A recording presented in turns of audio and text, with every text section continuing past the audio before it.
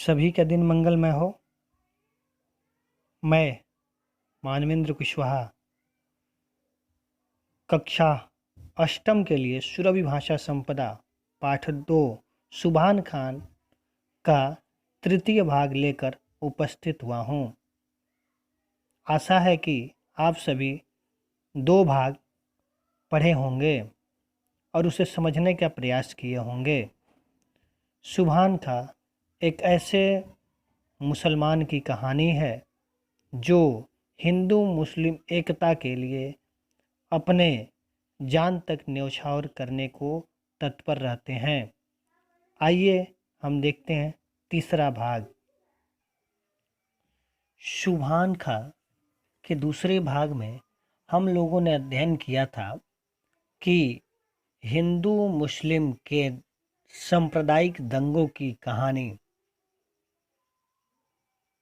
शहरों से लेकर गांवों तक व्याप्त हो गई थी। लोग एक दूसरे के विरोधी हो गए थे, गाय के नाम पर तो कभी डीजे बाजे के नाम पर।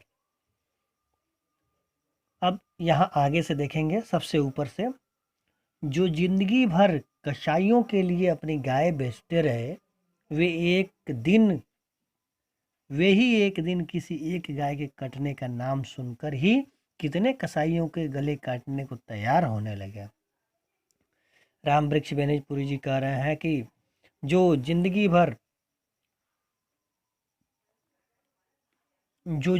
भर कसाईयों को ही अपने गायों को, जो बूढ़ी गाय हो जाती हैं या बछड़े हो जाते हैं, उनको बेचते रहते हैं, उनको कटवाते रहते हैं कसाईयों के यहाँ, वे ही लोग एक दिन ऐसे दंगे फसाद के वशीभूत होकर, उनके अधीन होकर वह दंगे फसाद करने पर उतारू हो जाते हैं और वही कसाई के गले काटने के लिए तैयार हो जाते हैं।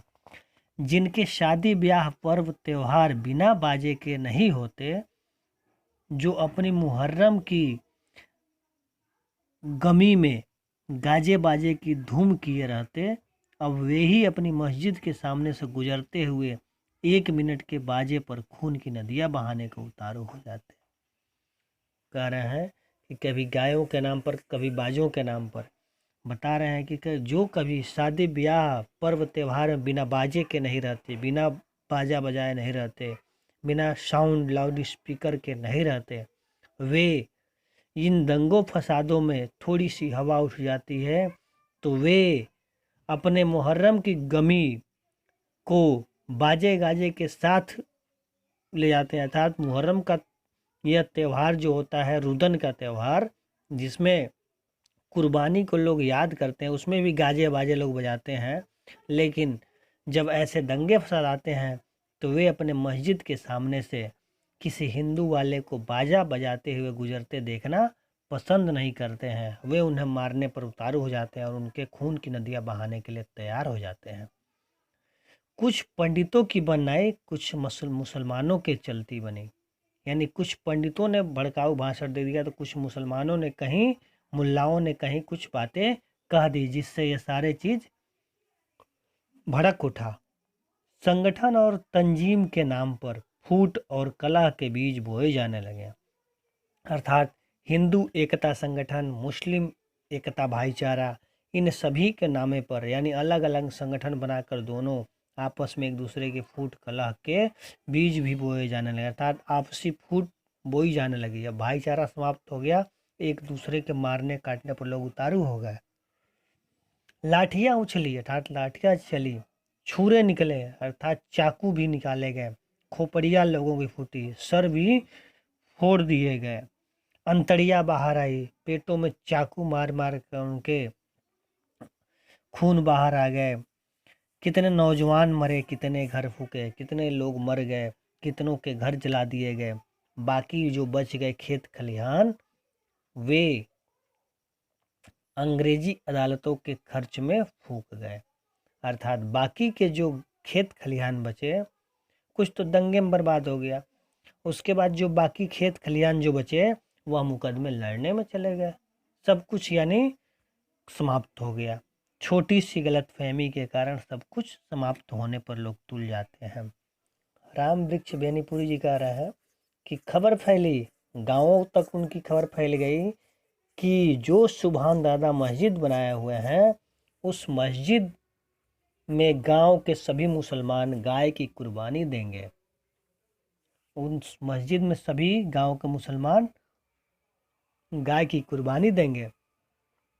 इलाके में मुसलमान कम थे, उस मोहल्ले में मुसलमान कम थे, लेकिन उनके जोश का क्या कहना है, यानी उनकी उतावलेपन का क्या कहना, जो इस दंगे में और दंगे को बढ़ाने के लिए तैयार थे।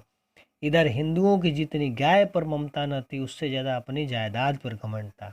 इधर दूसरी तरफ हिंदू जो थे, उनको गाय पर जितनी दया मोह माया नहीं थी, उतनी ज़्यादा अपने आप जायदाद यानी अपने आप हिंदू होने पर घमंड था कि हमारे गांव में ऐसा नहीं हो सकता। तनातनी का बाजार गर्म, दोनों तरफ एक दूसरे को लोग मारने काटने पर उतारू हो गए। दोनों तरफ का माहौल गर्म हो गया था। दोनों तरफ से लोग एक दूसरे की छींटाकशी और एक दूसरे को मारने पर उतावले हो गए। खबर यह भी फैल गई कि सुभान अल्लाह की मस्जिद में ही कुर्बानी होगी।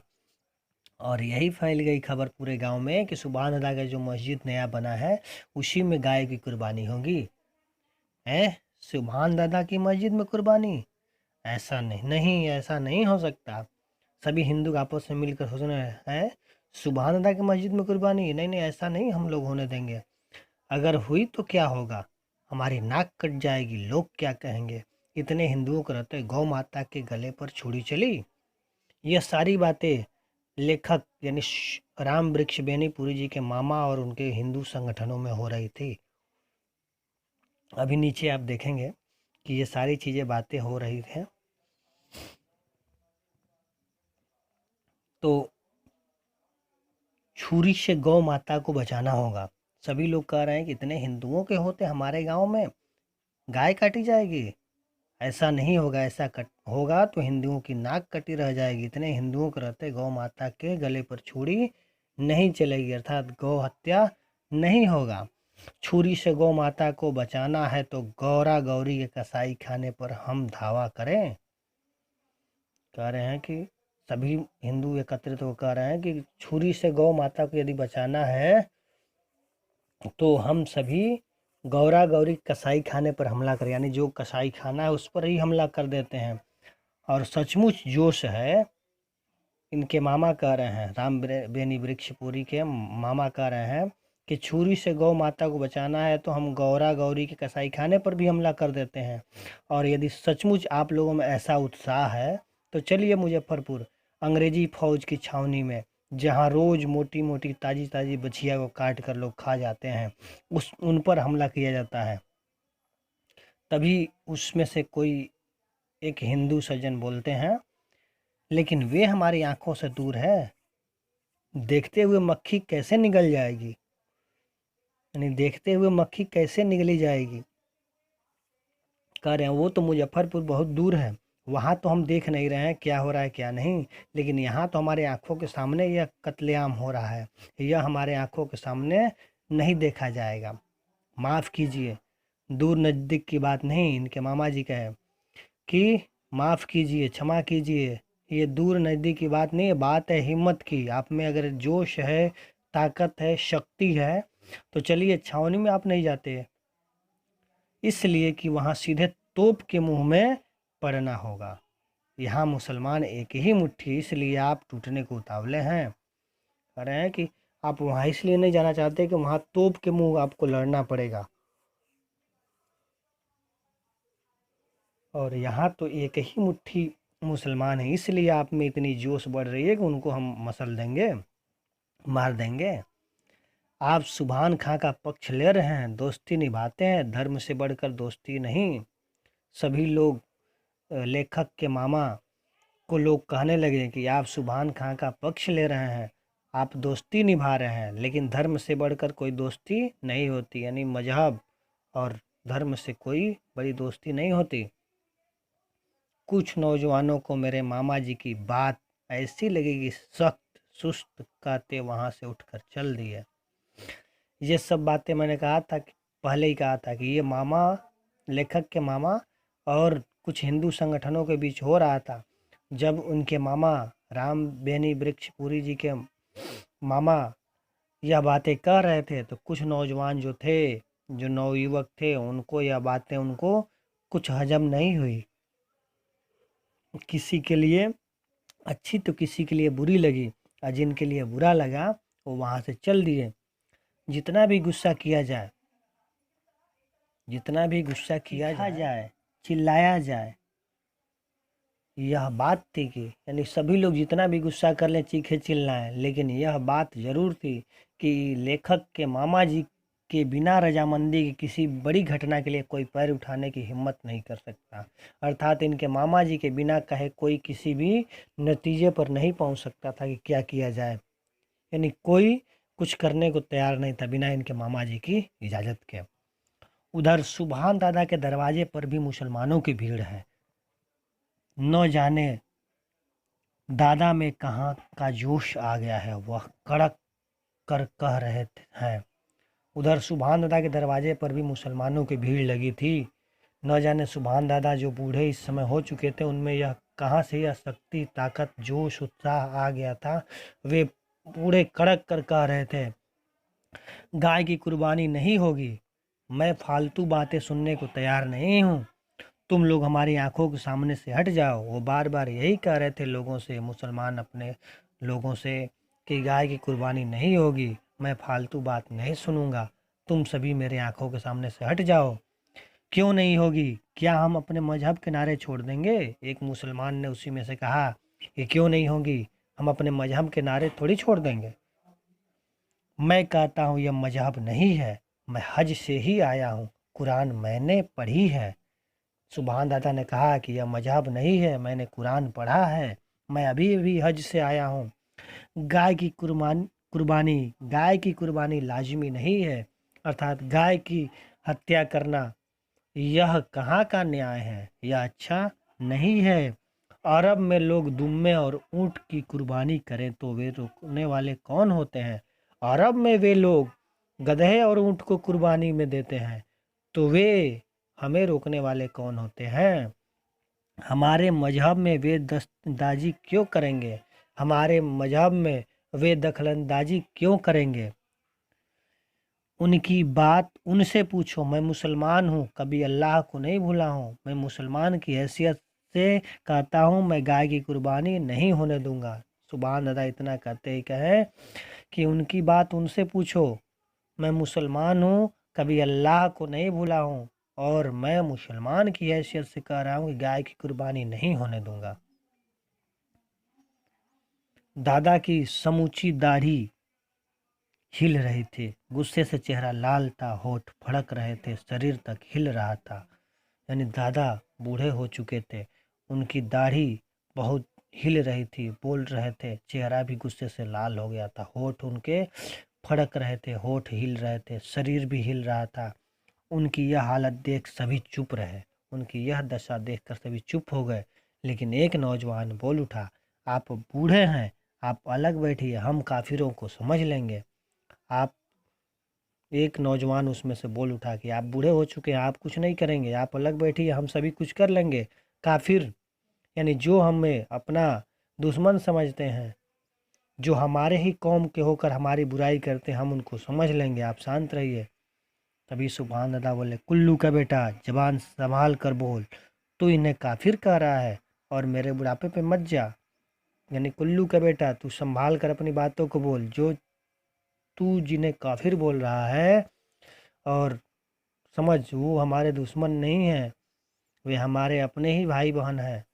और तुम मेरे बुढ़ापे पर मत न जाओ, मैं मस्जिद में चल रहा हूँ, मेरी कुर्बानी होगी तब जाकर गाय की कुर्बानी के लिए कोई जाएगा। सुभान दादा वहाँ उसी तनातनी की हालत में मस्जिद पहुँच गए। सुभान दादा उसी लोगों के तनातनी अर्थात लोगों के गुस्से, लोगों के सभी बातों को झेलते हुए, कहते हुए मस्जिद में पहुंच गए। जाकर नमाज पढ़ी, फिर तस्बीह लेकर अर्थात जपने की माला लेकर मस्जिद के दरवाजे के पास जो तख्त था लकड़ी का जो बना होता है, वहीं वो बैठ गए और कहे, मेरी लाश पर ही कोई भीतर घुस सकता है, कहकर बैठ गए। और दरवाजे पर बैठ कर कहे कि मेरी लाश पर चढ़कर ही कोई अंदर जाएगा। उनकी आंखें मूंदी है, फिर आंसुओं की लड़ी उनके गाल से होती, उनकी दाढ़ी को भिगोती, अजस्त रूप से गिरती जा रही है। फिर उन्होंने आंखें मूंद ली, किंतु आंसुओं की लड़ी उनके आंखों से गिरते हुए उनकी दाढ़ी और गालों को पूरा भिगो रही थी। अबाध गति से उनकी आंसू बहे जा रहे थे। हाथ में जपने की माला के दाने हिल रहे थे। होठों पर जरा जरा सी जुम्बिश, होठों पर जरा जरा सी रहकर उनकी सिसकियां हो रही थी, नहीं तो उनका समूचा शरीर संगमरमर की मूर्ति सा लग रहा था।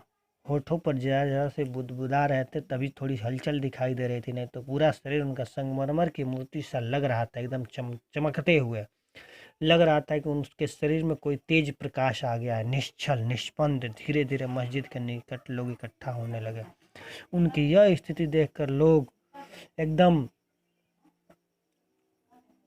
बिना किसी निसंकोच भाव के उनके पास इकट्ठा होने लगे और उनके यह रूप को, जिसमें जो स्पंदन नहीं था, थोड़ा सा भी उनके शरीर हिलडुल नहीं रहा था, उनका शरीर एकदम बिना किसी छल के एकदम निश्चल भाव से, वो निस्वांत भाव से, नित्रांत भाव से एकदम बैठे हुए थे।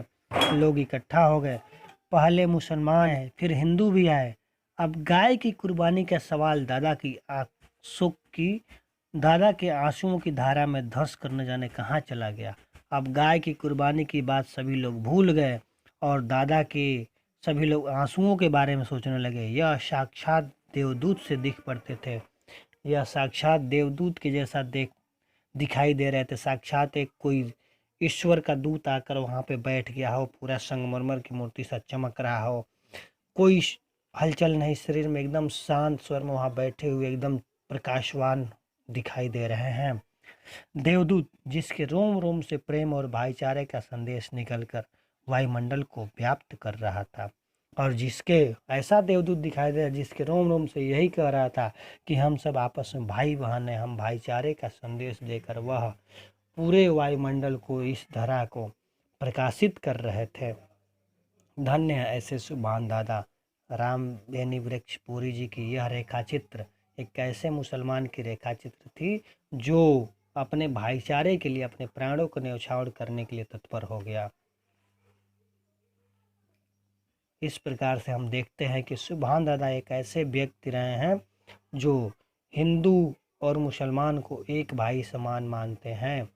वे हिंदुओं की लिए और मुसलमानों की एकता के लिए अपने जान देने को भी तत्पर रहते हैं। आज के गृह कार्य के लिए भैया बहन नोट करें, आप सभी सुभान दादा के चरित्र चित्रण पर 10 लाइन लिखें, यानी सुभान दादा के चरित्र चित्रण को लेकर 10 वाक्य लिखें। धन्यवाद।